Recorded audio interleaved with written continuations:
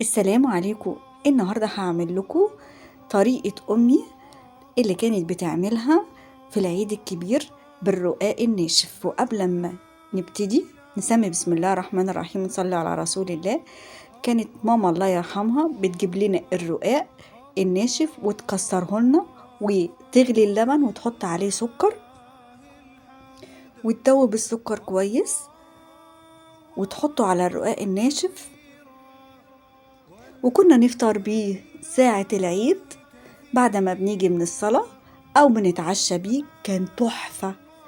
أنا زودت عليه بقى جوز هند وزبيب. ما شاء الله طالع تحفة. لو عجبكم لايك وشير وقلب ودعوة حلوة. الله على الزمن الجميل. الله يرحمك يا أمي ويرحم أمواتنا. كل سنة وانتم طيبين. دمتم في رعاية الله. سلام.